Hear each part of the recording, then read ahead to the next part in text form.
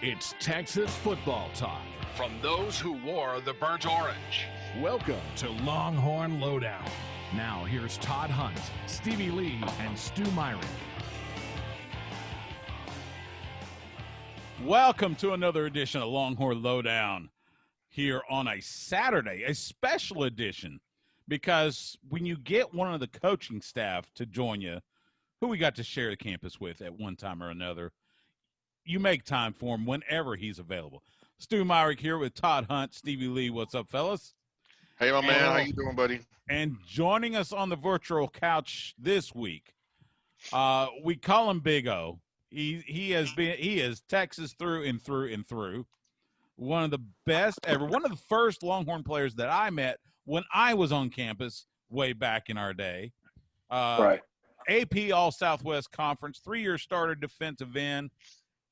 Has coached at SMU, Houston, La Tech, but more importantly, has coached at his beloved University of Texas. And he's a Grey Cup winner. So you got to give him credit for that. Oscar Giles, how are you, man? Doing great, man. I appreciate that introduction, man. I might use you in about 20, 30 more years when I'm laying in that casket, you know. No, longer than that, man.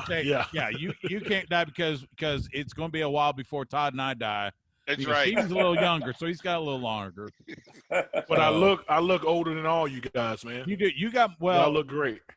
You've got as much gray as I do. Yeah.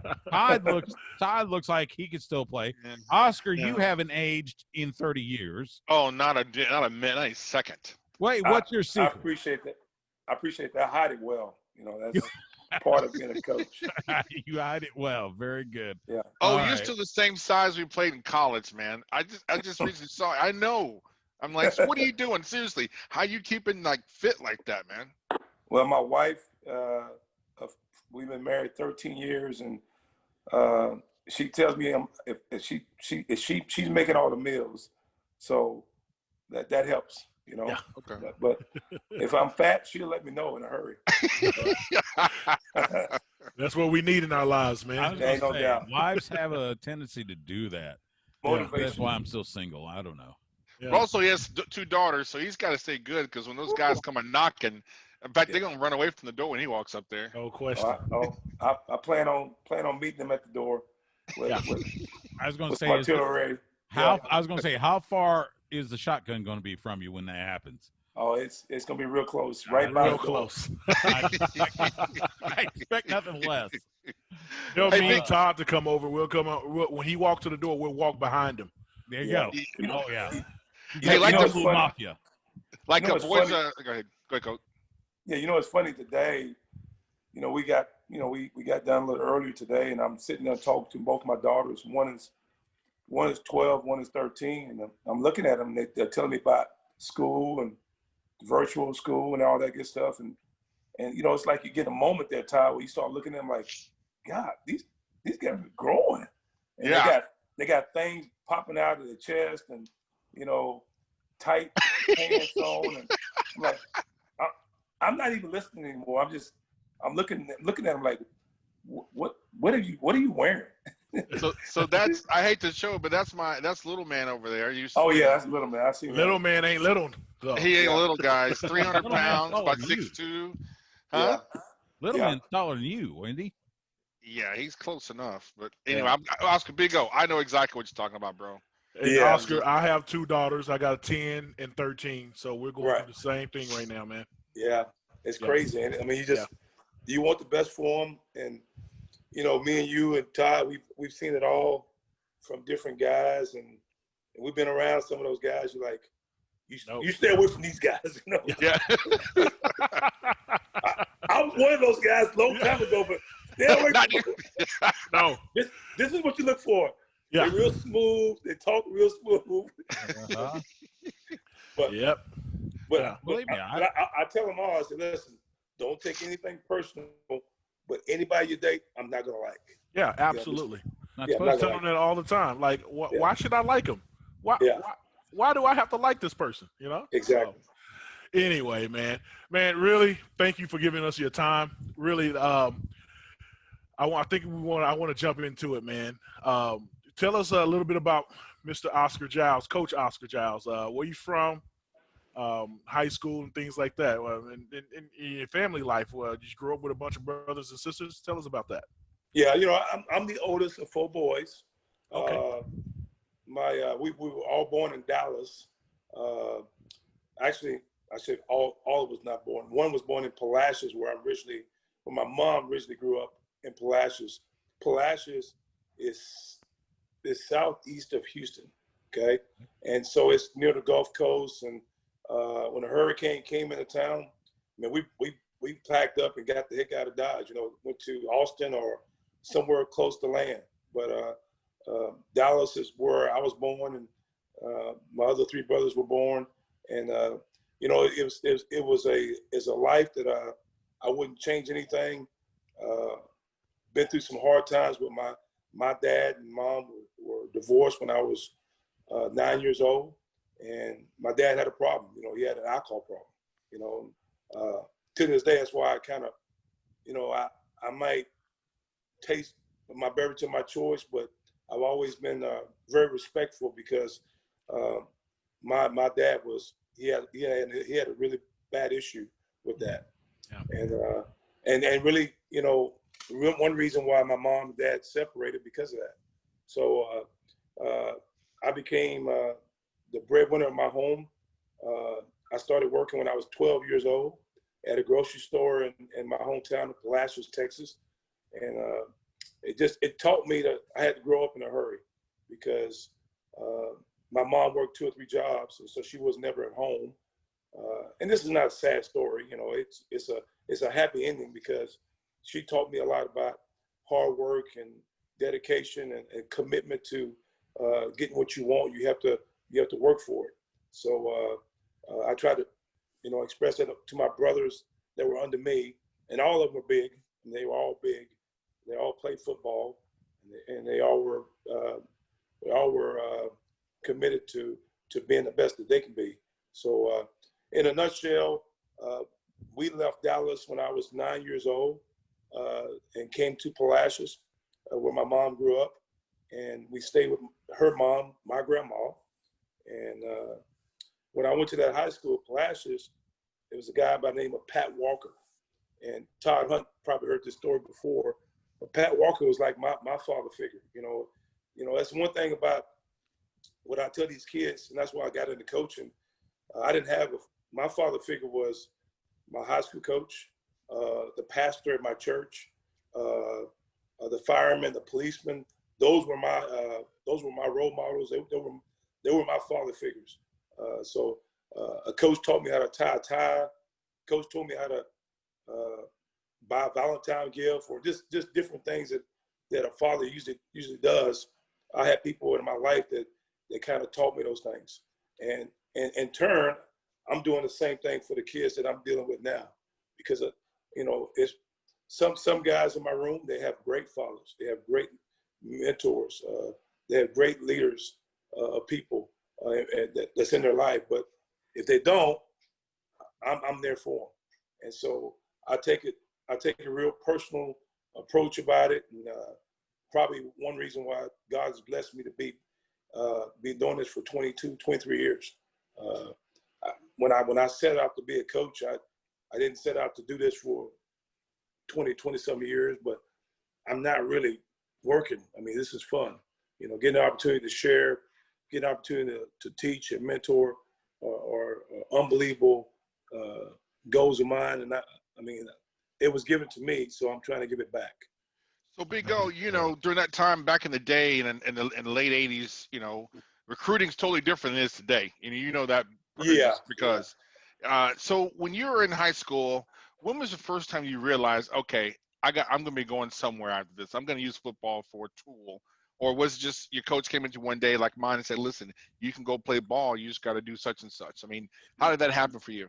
Yeah, Ty, you're exactly right. Like, I mean, my high school coach, Pat Walker, to this day, I give him a lot of credit, along with my mom, for teaching me goals. And I didn't know what a goal was. I didn't know what those things. I mean, writing stuff down on the wall, write stuff down on a sheet of paper. My high school coach taught me how to do that. And my freshman year, I think I bench pressed probably 125 pounds. It was this guy named, I still remember his name. His name is Max Rodriguez. And he was probably $115. He bench pressed 135. And I was in there doing 125, barely doing 125. And it was embarrassing. It was embarrassing. And Coach Walker brought it up to the whole team. Like, hey. Wow. Like, hey, Oscar Giles, he was a guy that's 6'1", 185, 195 pounds. He can only bench press 125, and Max Rodriguez can do 135. And, it was embarrassing, in front of your peers, but it taught me something because, I didn't understand the whole concept of working out, but he sat down, Coach Walker did, and explained to me why you need to do these things and, and set goals. And, the long story short, I wound up leaving Palacios high, bench press over 415 pounds. And, Wow. It was because of that chip on my shoulder. And, hey, you know what, and you've been around me, Todd. That's just who I am now because of him. Pat Walker kind of motivated me because I really wanted to kick his ass, to be honest with you. But, Well, you know what, Oscar? I feel the same way you did because when so guys, I'm not sure if I ever told you. So Big O and I spent one summer together, right? Well, tell me, y'all when y'all came in. When did Todd? When did you come in, and when did you come in? so Oscar? I came in the fall of '87. Okay, And 88. I'm a year behind him. Yeah. gotcha. Okay, And so paint the picture. So Todd, me and Todd,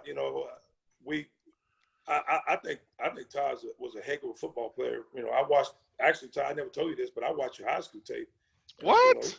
Yeah, I said, man, this guy's got a chance. It's just because, I consider myself to be the leader up front. Even though I was a sophomore, I was saying, man, I want to make sure this guy, we ain't bringing no guy that's not going to work. Right. And I looked at his, I said, man, this guy's got some ability. But I also was told by your position coach, like, he doesn't work hard all the time. I said, well, let me stay. Let him stay with me, and we're gonna change that. I want to hear this, man. So Big O comes to me one day, and we're talking, and I was like, man, and I think here's the deal we made, and you can correct me if I'm wrong, Oscar. He was on the 5th floor, and he had those big suites with the loft. The loft, yeah. Yeah. And I was like, okay, about this, what? And that's another story, but go ahead. Okay, yeah. And so I was like, Just the East. And I was like, so listen, because I think you need a place to stay. I need a place to stay. My friend had an apartment, and we sublet it for the summer. But here's the thing. I was working at Pepsi Cola. I'd get up early in the morning, 5 o'clock or whatever. I'd take off, go to work. I'd come home. Every day, Big O's sitting on the couch or in the room somewhere having some spaghetti. And he's just eating every day. He's having salad, spaghetti. And he's like, you going to work out? I was like, man, yeah, I want to go work out, man, but I'm tired. And he gave me that look. And Oscar gives you this look that's like, you're an ass, and I'm going to kick your ass. And I'm going to kick your ass again. And you go, I'm going to get you on that field one way or another. So long story short, guys, between the time the summer started and the time that we got back to football, I was a trim fit 245. And that's like 30, 40 pounds. I was a trim fit. That was the best shape I'd ever been in college. That one summer I stayed with him. Because not only did he kick my ass and I had to go work out, but he was just, like he just said, he led me to the water and I just started drinking. I didn't have a choice to drink. He was pushing my head in the water, making me suck it down. But you know what? I appreciate that because that made me a better player. And appreciate, the fact that I had somebody like him doing it. Now, I didn't like it at the time, but once you get there, it's like, oh, I'm looking good. I'm looking good in my pants. I'm feeling great, so it's good. So I love it. Yeah. So it feels like you were a coach even before you were a coach. Yeah, Like no you question. had those coaching chops even when you were playing here at Texas or maybe even in high school. Yeah. Well, I just think Pat Walker, who, like we still talk once a week, he's retired now, but he's actually doing the Gilman sports deal. They selling the pads or the bags, but he comes by and he might call me after a game and be like, hey man, you got to get those ends down. You got to get them rushing with some pad level, get off blocks. He'll correct me And I'll take it. I'm like, Coach, you're right. You're right. But he's still sharing advice and giving me advice to help me become not only a better coach, but a better man. And he'll say, yeah, sorry. Big O, why'd you choose Texas? Because, you never told me that story. Well, it's I think I kind of gave you the abbreviated part of, working for that guy that was a big Baylor booster, Baylor booster, Billy Hamilton. It was really one big grocery store in Palacios, Texas, guys. And Palacios population about 3,500, so it's not a big metroplex. But I worked for this grocery store, and the owner of the grocery store was a big Baylor booster guy. I mean, big Baylor. Bless his heart, he passed away, but he took me to my first collegiate game. I went to watch Baylor versus Rice, and Baylor put up about 50 or 60 on them. And I was like, hey, man, that Baylor team's pretty good. I actually went to the meals. I went to the dorms. I went to the cafeteria. I'm like, man, this food is free. Yeah, this is all yours. I'm like, man, this is pretty cool. I said, I think I'm going to Baylor. But long story short, a guy by the name of Bobby Jack Wright, Todd knows who he is, and a lot of fans would know who he is, but he's the one that started recruiting me. And, he was good, man. He was really good at what he did. And we developed a good relationship. And that was probably the biggest decision of my young life, was making the choice to go to Texas, even though my loyalty was to Baylor because of the ties with the owner of the store, and it was hard for me to say, yeah, I'm going to Texas because of that. But at the end of the day, I grew up with all kinds of Texas gear on, and I remember I took a visit. Y'all gonna laugh, but I took a visit to Wisconsin, of all places. Why Wisconsin though? You gonna laugh when you hear it, because my wife laughed. My wife is from Milwaukee. Oh Really? wow. Okay. So she like, why you take a visit? She even say, why you take a visit to Wisconsin?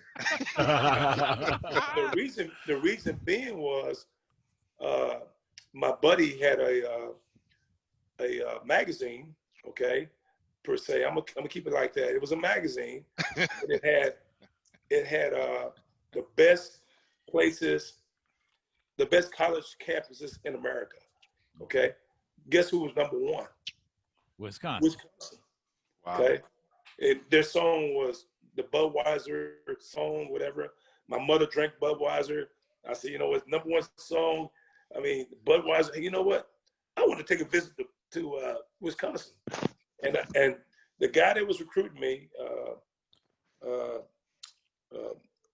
Kirk Balls. I mean, he's the head coach at Wyoming now. Well, yeah, he's at Wyoming, and he was just a great recruiter, man. I really enjoyed talking to him. I was thinking about going there when I took a visit there, Todd. We was taking a walk. Okay, it was a heat wave.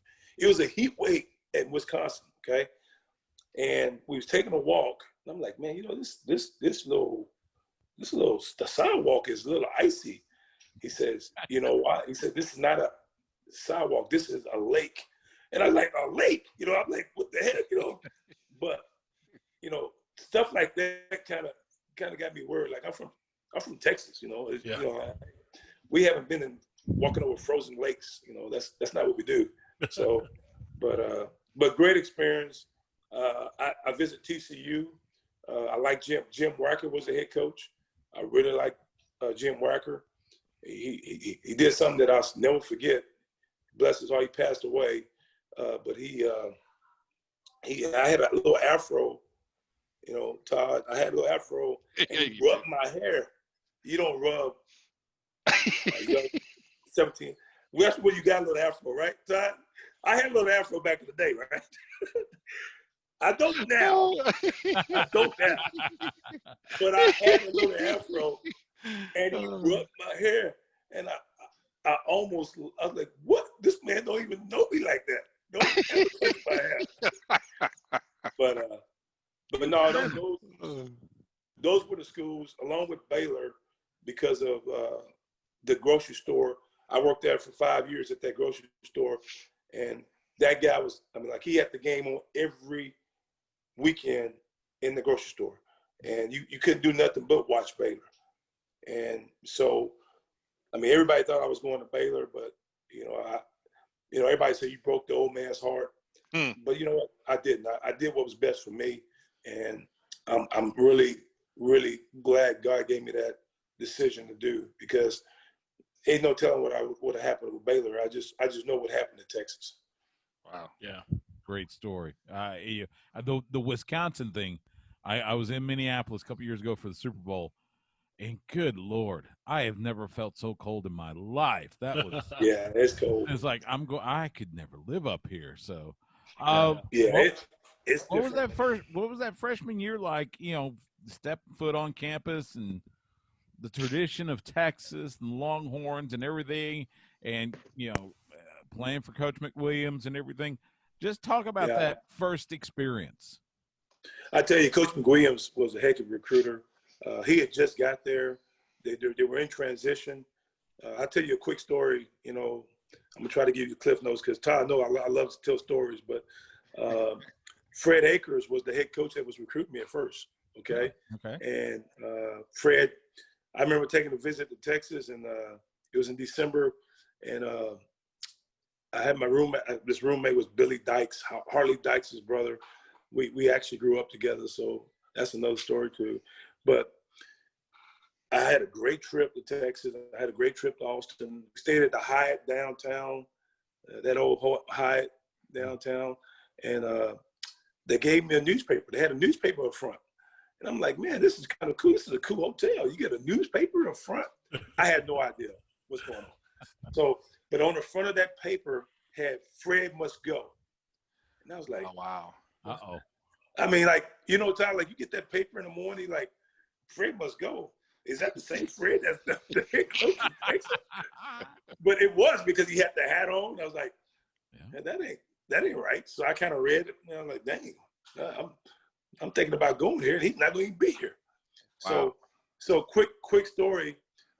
I get in his office. He has his rings on, and he has like a couple of championship rings on, and he says, Oscar, we want you here. We think you can, make a difference to our program, and blah, blah, blah, blah, blah. He said, do you have any questions for me? And I'm humble, man. I'm just humble to have an offer to Texas. I mean, I'm really just excited. But, my young, naive, I'm like, Coach, I have one question. He said, son, what is it? What is it that is your question? And I said, Coach, I got this hotel you put me in. It was really nice. I really appreciate that. They even gave me a paper right in front of my door. I was really appreciative. I didn't even ask for it. He said, well, that's our hotel. They take care of us. I said, but this Austin American Statesman, is that the paper here? He said, yeah, that paper. Sometimes it can be good, sometimes it can be bad. I said, well, it was bad because they had a big article about you that said you must go. Why are you going? He's like, God, he stood up and said, God, dog it. He says, I cannot believe that paper. He said, let me tell you something. I'll be here when your grandchildren graduate from here. I said, are you serious when you say that? He said, yeah, of course. I'm not going anywhere. I want to be here. When your grandchildren walk across that stage, I want to be here. I mean, I said, I'm naive. That's good enough for me. I think I want to come to Texas, But not knowing the whole story behind it, but, and then once it happened, to be honest with you, once it happened, it hurt me. Because I was like, you know what? He lied to me. And I'm a naive thinking, coaches all tell the truth, but that shook me a little bit. And McWilliams came back. He came and took over, and he did a real good job of like calming everything down. So I was very, very appreciative of that. And at the end of the day, I'm glad I chose Texas. Yeah, absolutely. And that's there you hear a lot of stories about when kids commit somewhere. The biggest piece of advice is always you go there because of the school. You don't go there just because of the coach. You go there because of the school and what the school can do for you. So, just a beautiful example of that right there with the transition from Fred Akers to David McWilliams. We talked to who was it? Who did we talk to a couple days BJ? ago? Was it? No, it wasn't BJ. Derek Before. Johnson. No, it was before. Oh, it was BJ. It was Brian Jones. Yeah. About that Shock the Nations tour in '90, and I love that's my freshman year. I had served my 4 years in the Army, got on campus. In fact, I met you, Oscar, at the HEB at Hancock Center because I was a cashier there. Talk about working at a grocery store. And coming from small town because I come from Gladewater up in Northeast. Yeah, I've been there. But that Shock the Nation tour, and we talked to Brian Jones about this. That was one of those semesters that just seemed to captivate everybody because Texas had some ups and downs, Fred Akers and even the first couple of years with David. But I tell you what, that 1990 season, man, you talk about just strap the rocket on us and go, go, go. Talk for a moment about just reflect on that season. It was if you're going to talk about that season, you got to talk about the off season. The off season started with I don't know if you guys remember Spanky. Spanky Stevens, man. He was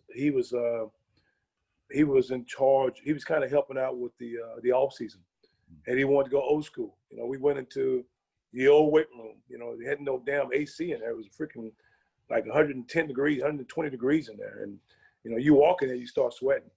But we not only did we sweat, we worked out in that heat, and also just the different things. I mean, we're walking, we're going up the stadium, just different things that we hadn't done before. And you know what? It was time for a change. We've been doing all the things that Dane LeDuc had. You guys remember Dane LeDuc? I mean, that name sounds familiar, right? Very so we're doing all those things that Dana wanted us to do, but now we added some spanky stuff in there. And I tell you what, it was good for us. I remember we had these big old bags, boxing bags. I don't know if you remember, Todd. Big John. Big old boxing bags. We would hit those bags for 40 seconds, and I can remember, you're barely hitting it, but we're working. We're working. We're pushing ourselves. And that senior group, along with some of the juniors and freshmen, I mean, it was a strong unit. And we were tired of the excuses. We were tired of the maybe next year. No, this was it. And the Cash twins, Johnny Walker, all those guys, they all bought in, man. They all bought in, and it was not about, it wasn't about, hey, I got the nice car. Johnny Walker, believe it or not, Todd, he's my cousin now. He married into the family. Really? Yeah. I told him, I said, Johnny, sometimes I want to kick your tail because you were acting like it's all about you. Because he was a hell of a baseball player. Yep. And got drafted and got a big signing bonus and took us to practice in his Mercedes Benz and stuff like that. But it was not about the team. It was about him and what can he get? But himself and Cash and all the guys, we all got together and said, listen, guys, it's got to be about us as a team. And we had to grab Peter Gardere a couple of times. Hey, Pete, come here, Pete. We got to talk. You're a sophomore, but you know what? You got to grow up now because this is it. And, you look at the season, we had a bump in the road with Colorado. Colorado came in to our backyard, sellout crowd, really entertaining game for the fans, but for us, we got our ass kicked at home. So, after the game, a couple of seniors got up. I can't remember who they were, but they said their piece. Like, hey, this ain't happening again. This is it. We're not going through losing games, and that was a big part of it. And then we go up to Penn State, and at their place, we beat a team that were projected to be a top 5 team. It was a close game, but we found a way to win. And after that, man, I mean, it just kind of went up. The Shock the Nation. We're going to shock the nation kind of came up, and next thing you know, the fans started saying the same thing. So then you start having a couple of celebrities like the sheriff and whoever this, it just, and it just kind of took off. But to me, it kind of reminded me of the 2005 national championship team at Texas. That's exactly what happened. We had VY and Michael Huff, and it just all that stuff kind of just kind of kept building steam, and next thing you know, you're playing for a conference championship and a national championship. So, but no, it was a Shock the Nation tour was a lot of belief from not only the seniors but the younger classmen believe in us, like Todd Hunt and those guys, coming up and say, you know what, we believe in you, Coach Giles. We know this is your last year, OG. We're gonna get this done. So I appreciate Todd and all those guys because we all got Jerry to show for, and that's something they can't. I say they, which means anybody can never take away.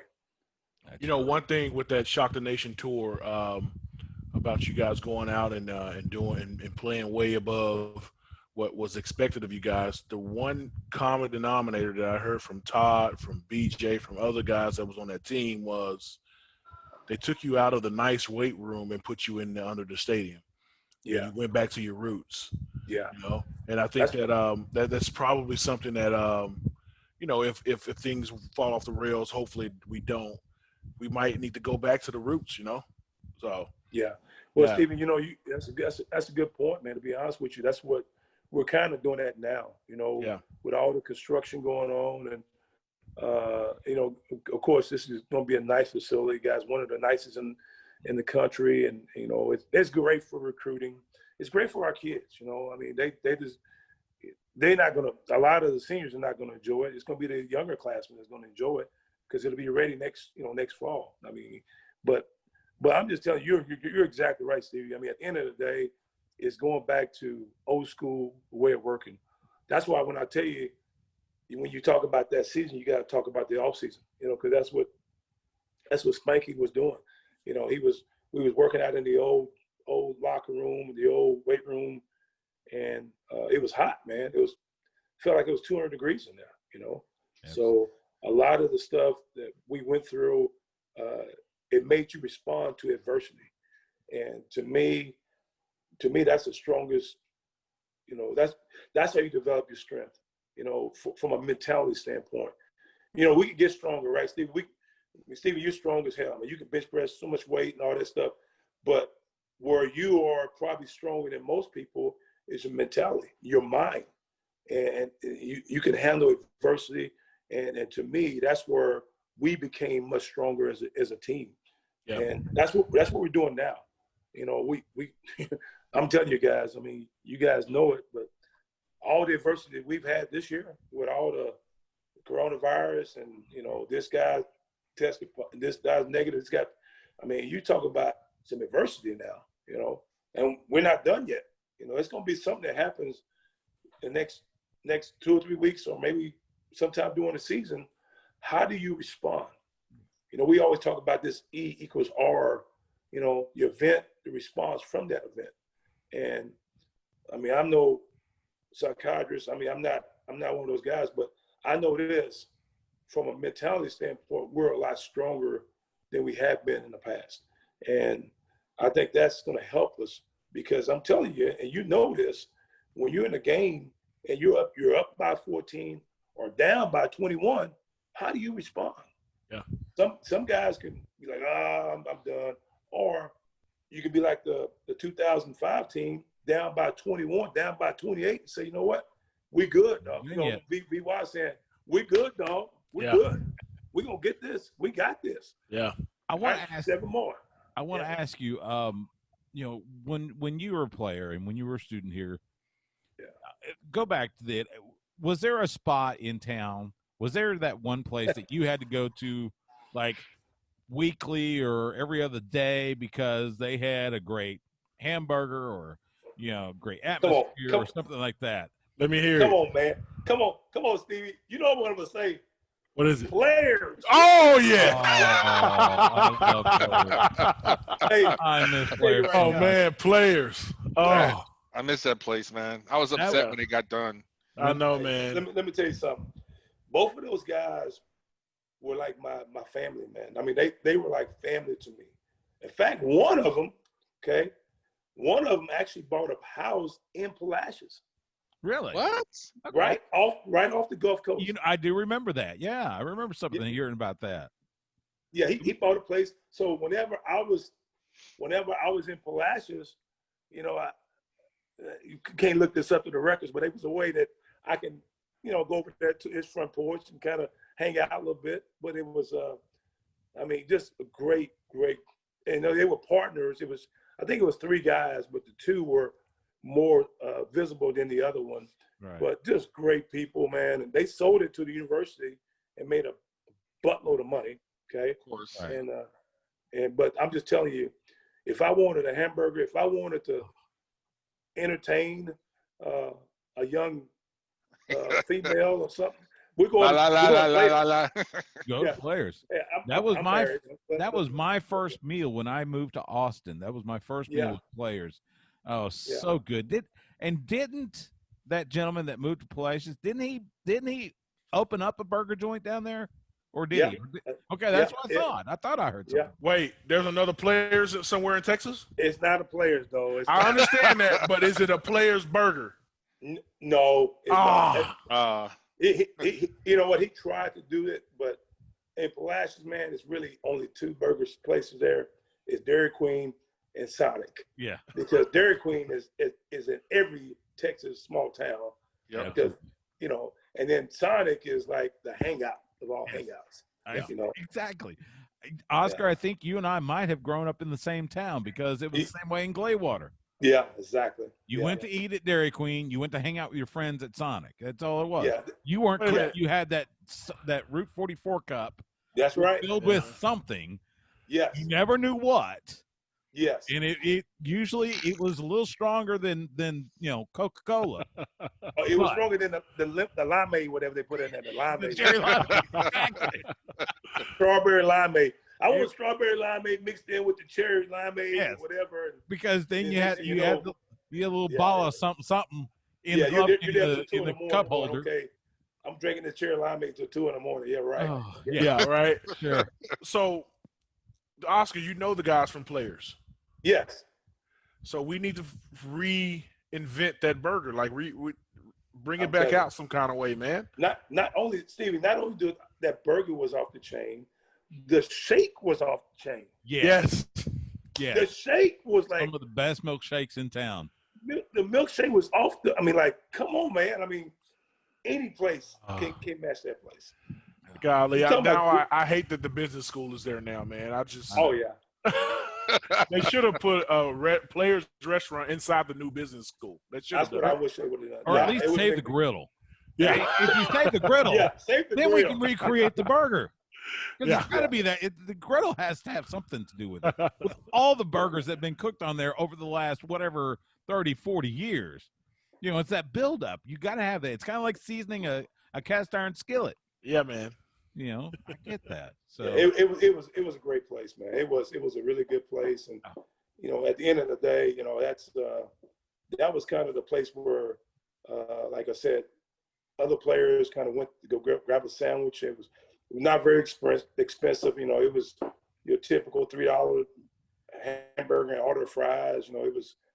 The fries were great too. I mean, the whole deal was a nice setup. It was. Yeah, and playing. I would play Pac-Man in the back of the restaurant every time I go in there. I would eat and go with 1 quarter. I go play Pac-Man back there in the back of the corner, man. Absolutely. Yeah. Me and you. That was it. That was it. So Big O, question for you, Big O. So don't be telling something that's bad when I ask this question. So we were on the 40 acres together. So tell me about a couple of scenarios that memorable moments as a student athlete at the University of Texas that just hit home. And I want you to involve Todd in those. No. Yes. No. Todd, you know what, Todd? Dirt on Todd is encouraged. You know what? You remember the moment you probably don't remember it, but when we stayed together, I was with a friend of mine, and she had a little dog. Remember the little dog? Yeah, it's a white dog. It's like a puppy, poodle dog. Poodle dog, yeah. And the little poodle dog, we left the little poodle dog there. Idiot, myself. I'm the idiot. And came back, the damn poodle dog had decided to free himself. To this day, man, I feel like I shortchanged you that day. You remember that, T-Hawk? Oh, my God.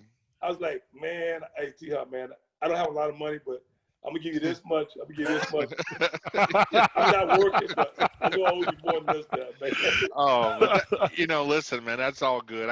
I've been working that summer, so it was good, man. It's all good. That's good. That's good stuff, man. That's good. Oh, that was crazy. Oh, I was so upset. God. Yeah. Destroyed the house, destroyed the apartment.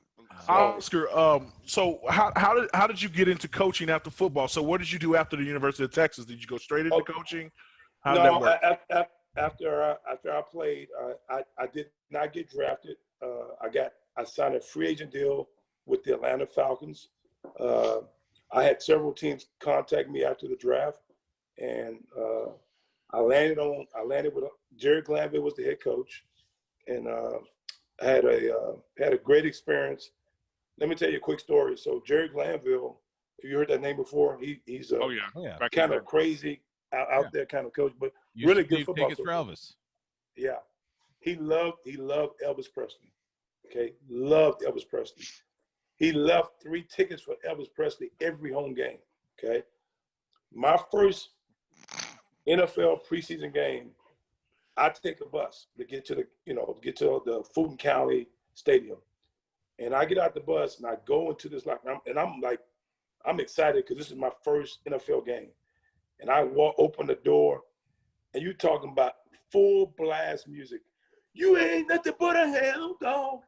I mean, Elvis Presley singing full blast, and he got the music going full blast. And I'm like, what the heck what's going on?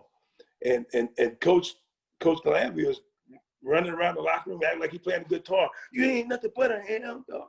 And I'm like, this is our head coach. All right, so I guess I got to bring the juice like he's bringing it. So just different experiences like that just kind of pop in my head. But he gave me the nickname of Leon Spinks. Now, you guys might not know. I mean, some of you guys know.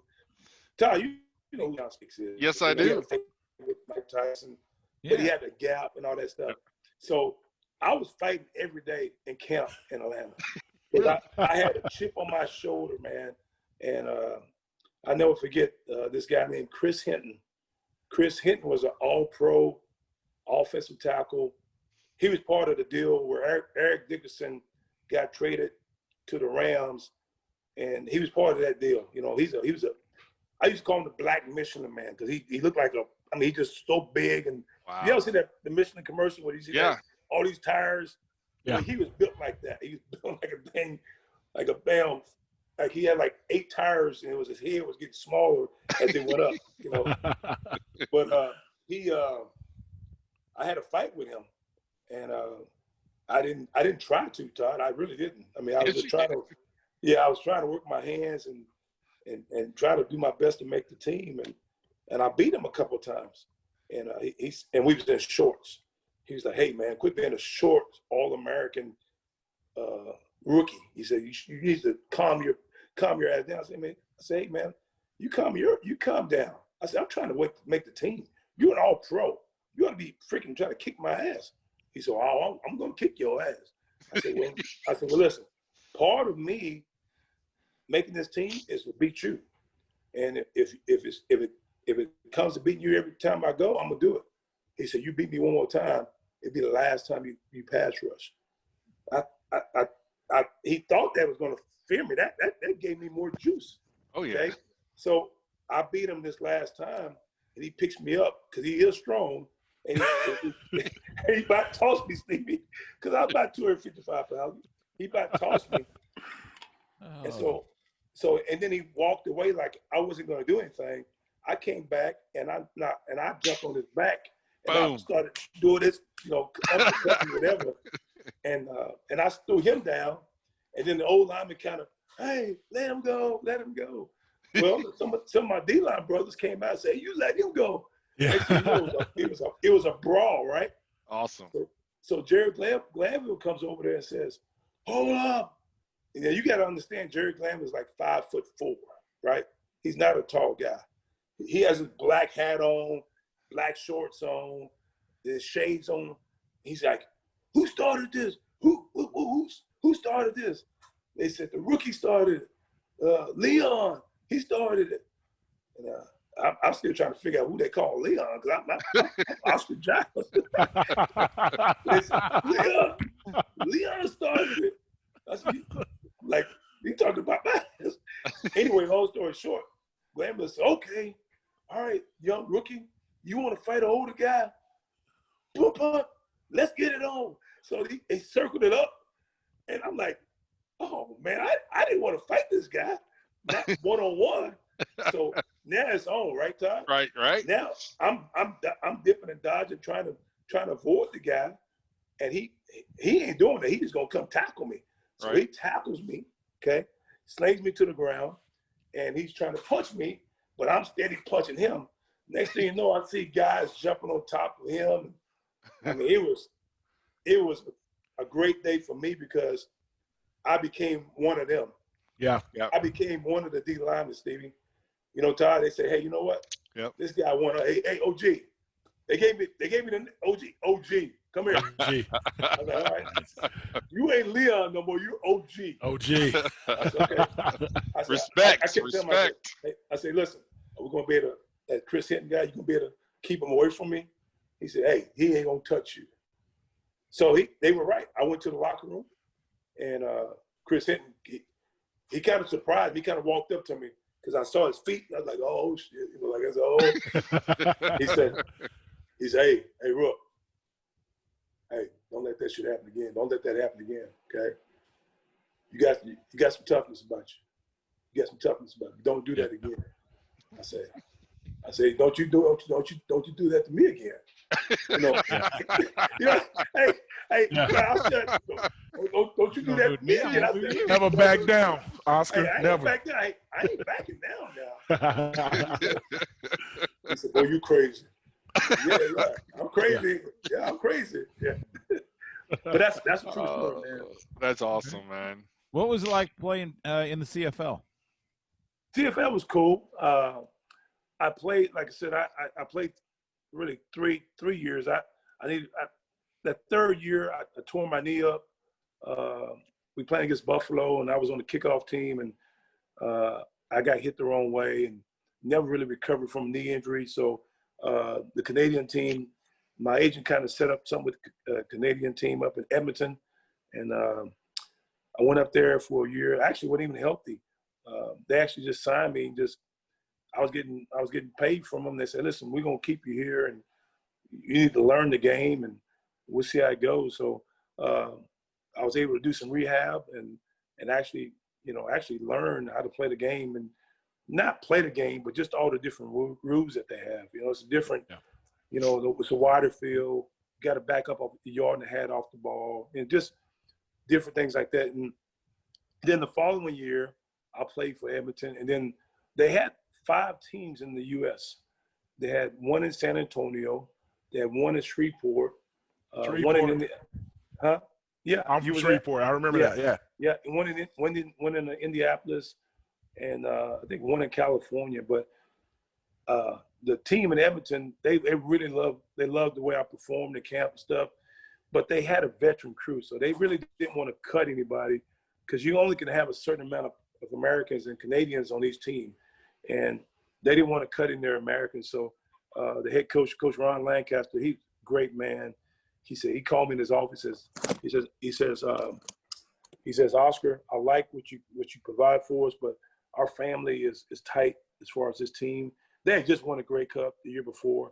And he said, we're going to trade you to an American team. You ever heard this little town called San Antonio? I was like, my eyes, just like your Stevie. Yeah, I heard of it, you know. Yeah. So they traded me to San Antonio, and I mean, I still wanted to play, man. So I went to San Antonio, played for 1 year, had a great year in San Antonio. Funny, y'all heard the name Bill Bradley, right? Of course. Yeah. Bill. We love him. Bill Bradley was my defensive coordinator in San Antonio. Really? Okay. Yeah, so he took care of me, you know. But that league only lasted 1 year. I mean, and the really the American teams, because, and y'all gonna laugh at this, because an American team won it all. That's the first time it ever happened. An American team won the whole Grey Cup, and the Canadians don't want that. No. They want to have their own team, right? Yeah. So they decided to not pay for all the trips from the U.S. to Canada, which until wound up, defunking the league. So all those guys that were on those American teams, they had to get drafted again to the Canadian teams. And I was fortunate enough that Bill Bradley became the defensive coordinator at Toronto, and he called me up. He said, "Hey, what you doing?" And I said, "Man, I'm maybe gonna get into coaching." He's like, "Don't do it yet." He said, He said, "I'm the coordinator at Toronto, man. I'm gonna draft you." I said, "Okay, whatever." So I get this call. "Is this Oscar Giles?" "Yes, we're drafting you in the second round." And so, they picked up my rights, and I went to Toronto, and that team was loaded. We had Doug Flutie. We had Tim Cofield. We had some guys that were really good players. I mean, guys that wound up playing in the NFL the next couple of years. And so that team was loaded. And that team was 2-15 the year before. The next year they won the Grey Cup championship. It was, and Doug Flutie was a quarterback, and it was like a show wherever we went. Wherever we played, I mean, it was like the Lakers coming into town. Wow. Because Doug Flutie he's a marquee player in that country. I mean, they consider him to be Canadian, to be honest with you. And so I'll tell you one quick story. I know I'm not trying to bore you guys, but, the thing about Canada is when you flew in Canada, it was like a charter, but everybody you had assigned seats. So my last name was Giles, right? So Flutie was in the middle between me and this other Canadian O-lineman, ABCDEFG, right? So Okay. Flutie, Giles. So Flutie, then Giles, and there was a guy right beside the window. We were all like big, and Flutie was like right in the middle. He hated it. He used to say, "Man, I cannot stand Canada because we got these assigned seats. We can afford." I used to tease him. I say, "You know what? If you can win a couple of Grey Cups, maybe you can change this." And he used to say, "What you mean by that?" I said, "Well, didn't you lose a couple because they say your hands are too small?" That's what they end up. I used to piss him off, and we would take off and get in the air, and then you can walk around. He would immediately like, excuse me, OG, I got to go. But that's my little claim to fame. I always tell people that Doug Flutie was a bitcher sometimes. He would complain a little bit every once in a while. So Big O, I know that we've been a little minute, and I've known each other for a while. Do you have any? One last thing I want to ask you is, do you have any regrets on your career path? Something you'd do different if you had get a chance to go back to it? You know what? Really, you think about it. Not really. Everything happened for a reason. I had some opportunities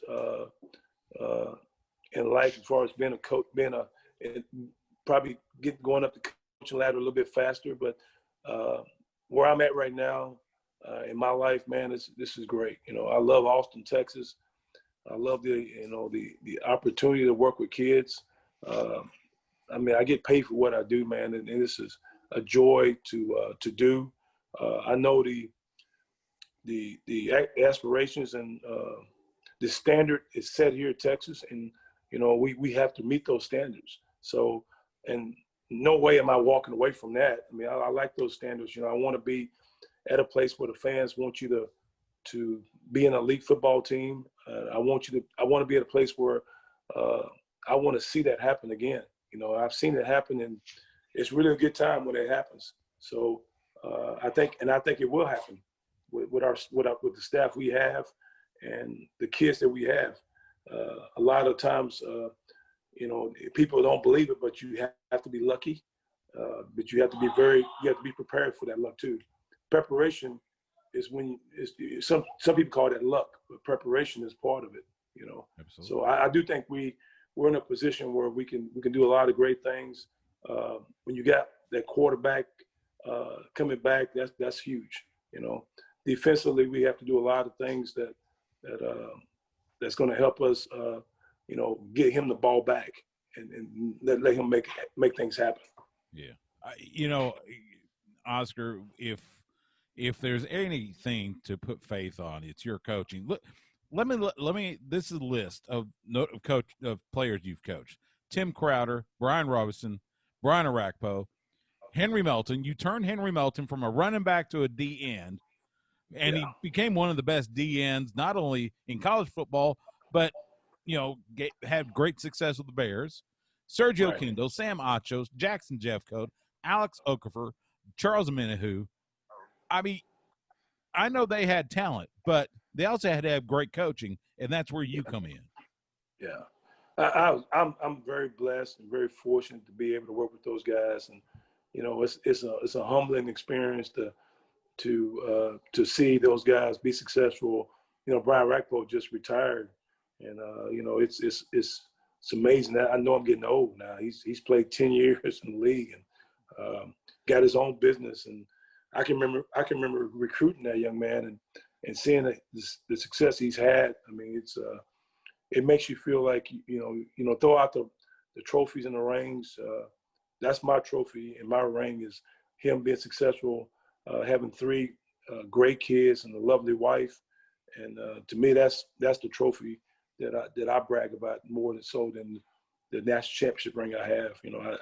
I really mean that. I keep a count on the number of guys that graduate from college here at the University of Texas. I mean, I'm up to 212 guys that have graduated under my tutelage, and I like that because not only at Texas, but from SMU, Houston, La Tech, those places where I keep up with those guys because I want to. It's not about a lot of fans, a lot of people get kind of the message mixed up. You do want to win championships, but you also want to provide opportunities for kids to be successful husbands, successful fathers, successful businessmen if they want to own their own business and provide streams of income. But to me, that's what it's all about. And to me, that talking to Arakpo and seeing his cupcake business do well and some other stuff that he's got going on, that to me is the trophy that I like to brag about. That's great. That's awesome. Hey, as we wrap up, we talked a little bit about you mentioned about dealing with the pandemic and everything that brings with it. Especially we're seeing it a little with college football beginning and everything. Just give me kind of your overall, I guess, mental state, feeling, whatever, as we get ready for the season. We know all the protocols. We know all the this, that, and the other. Just tell me how excited you are, how nervous, just kind of give me your sense of it all right now. Well, I get a chance to work with these guys, so I really try to see it from their standpoint of, a lot of these guys, they didn't go through spring football, and so it's been 8 months, since we actually practice. Let's back it up a little bit because you miss spring, you miss some of the summer. So when these guys got here and we did the OTAs and stuff like that, now it's getting to a feeling right now. This is real. This is really going to happen, and we're 7 days away from kickoff. And so I'm excited for these guys. I'm excited to see them play. They've worked so hard. You guys be proud of them, and they really have worked extremely hard. They've done everything they could as far as the precautions of doing everything with the face covering and washing their hands and taking the corona, having some dang Q-tip in their nose 3 times a freaking week. I'm telling you, try it. It's not fun. but they're doing it for the reason of they love the game of football, you know, and that's, to me, I want these guys to have all the success in the world because of what they've been through and what they're going to continue to go through this season. That's awesome. That's awesome. Oscar Giles, current defensive line coach for Texas, member of that great Shock the Nation team in 90. I am so proud that I got to share campus with you, as well as Todd back in the day. Always love you, Big O. You know that. You know, yeah, family. Like I said, you were one of the very first players I ever met when I had just started as a freshman. So I hope I wasn't an asshole, man. You were great. You were awesome. You were smiling. That same. Oh, I was. Hey, that same 18-year-old. You haven't aged. You stink because you haven't aged a bit, and that smile is the same thing I used to see back in '90. So, no, seriously, Big O, we love you to death. Thank you so much for giving us some of your time. We know you're busy. Yeah. We know you're busy getting ready for UTEP next week, and it's so good to just reminisce with you, man. All the best to you. All the best to the team. All the best to your family. Be well. Just thank you so much, man. Yeah. Well, I appreciate you taking the time to reach out to me. And Todd, I appreciate the opportunity, Stevie, to talk to you guys. Cause it's been great, man. These two guys here, those are my brothers. D-line with life. No question. You know, I tell you what, with you three on the D-line in front of me, I would feel so protected. It'd be great. You'd be like Derek Johnson, All-American. Just running back and forth. Derek Johnson. And just for the sake of social media, I know, Oscar, you got Twitter. Tell people how they can follow you on Twitter. Oh, it's at Oscar Giles 95. Okay. At Oscar Giles 95. That 95 was my number, and I got it. I guess I got on social media about 5-6 years ago, and I was trying to think of a handle, and that was kind of what I thought about. So it should have been Big O 95. Well, yeah, we got 2 or 3 Big O's though, so you got to kind of you got Octavius and I only know you. Octavius is nice. I call him Octavius. I call him by his mama's name. Doctor. You played with Octavius, right, Stevie? No, I didn't. He was right before me. Oh, right before you. Okay. Yeah. So, again, Oscar Giles, thank you so much. It's been a great conversation. Thanks, everybody, for joining us on Longhorn Lowdown. Make sure you follow us on Twitter and Instagram at Longhorn Lowdown. Follow me on Twitter and Instagram at Stu Myrick. Follow Stevie at Stevie J. Lee on Twitter and Stevie Lee 65 on Instagram. Follow Todd at 94.hunt on Instagram.